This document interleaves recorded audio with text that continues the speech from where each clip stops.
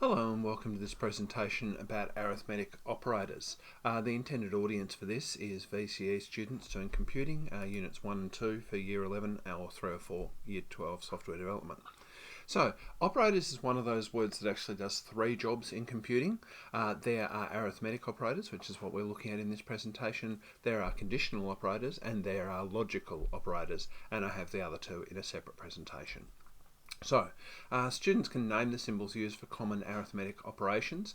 So you'd be aware of the order of operations when you're talking about maths, and this is the way in which the word operator is working here. So what symbols do we already know to represent maths operations in code? Well, plus and minus are pretty easy. They're up next to each other on most keyboards, near the zero. The minus also doubles as the dash. So some people think of it as the dash, not necessarily the minus. So let's see, I imagine most people would know 3 or 4. Let's look at what's actually in play. For addition, we just have the plus sign. No surprises. Subtraction is the minus or the dash sign.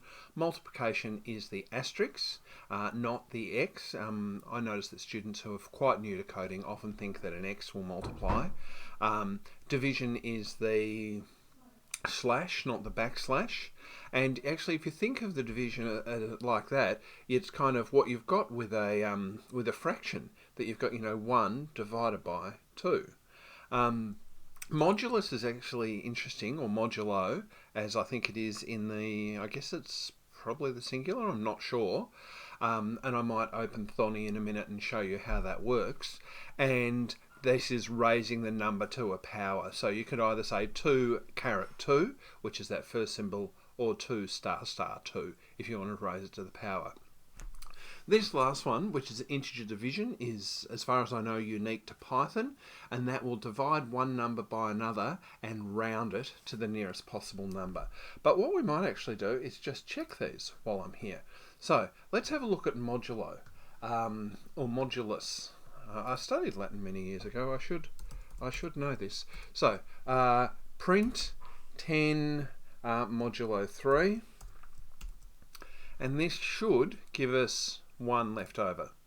Yep, because 10 was divided by 3 and there was 1 left over. Let's go 10 divided by 4 and we should get 2 left over. This is a surprisingly useful bit of maths in programming. So that's how modulo works. Now let's try that thing where we're going 11 divided by 4. I think that this will say 3. Oh, it says 2. It rounds down, so it's not to the nearest number. So let's try 11 3. So that should be 3. Okay, so that's rounding down. So the integer division is actually always rounding down. I guess that's worth knowing. So then we've just got some questions. That one's pretty easy. That one's pretty easy. I think that one's pretty easy too.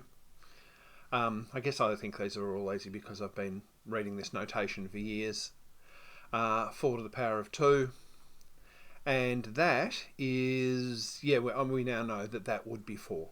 So there you go. Arithmetic operators are actually pretty easy. There's just a couple of symbols you might not be used to, but it's pretty smooth sailing.